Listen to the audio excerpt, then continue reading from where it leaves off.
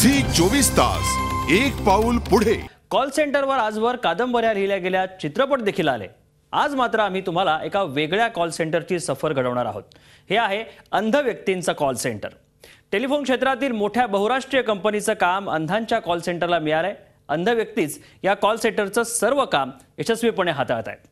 आमच्या कंपनीने आपल्यासाठी एक खूप छान प्लॅन डिझाईन केलेला आहे, ज्याच्यामध्ये तुम्हाला खूप सारा फायदा होऊ शकेल। 20 ते 50% फायदा नक्कीच होऊ शकेल असा हा प्लॅन आहे।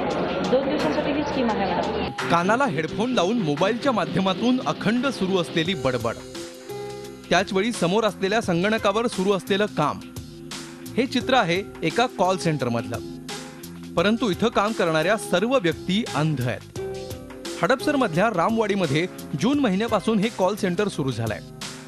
सध्या या कॉल सेंटरमध्ये 19 अंध व्यक्ती काम करतायत। काचेच्या पॉश इमारती आणि चकाचक अंतर्गत रचना इथं नसली तरी कामाच्या दर्जावर याचा परिणाम होत नाही। इतर कुठल्याही कॉल सेंटरच्या दर्जाचं काम इथं होतं। आम्ही इथे जे काम करतो आता ते काम आम्ही कॉम्प्युटरच्या सहाय्याने करतो। एक्सेल शीटवरती आम्हाला डेटाबेस दिला जातो आणि त्यामध्ये आम्हाला एक मोबाईल नंबर, डेट आणि पर्टिक्युलरली कस्टमरचं नेम एवढं टाकायचं असतं आणि आम्ही जॉब सॉफ्टवेअर जे स्क्रीन रिडिंग सॉफ्टवेअर आहे त्याच्या हेल्पने आम्ही हे काम इथे अगदी व्यवस्थितरित्या करू शकतो। पुना ब्लाइंड मेन्स असोसिएशनच्या टेक्निकल ट्रेनिंग इन्स्टिट्यूट मार्फत हे कॉल सेंटर चालवलं जात आहे। एका टेलिफोन कंपनीनं त्यांना काम दिलंय। कॉल सेंटरनं इथं काम करणाऱ्या अंध व्यक्तींमध्ये वेगळा आत्मविश्वास निर्माण केलाय। मला अतिशय आनंद होतो आहे की मी आज सगळ्यांपासून स्वतंत्र झालेली आहे।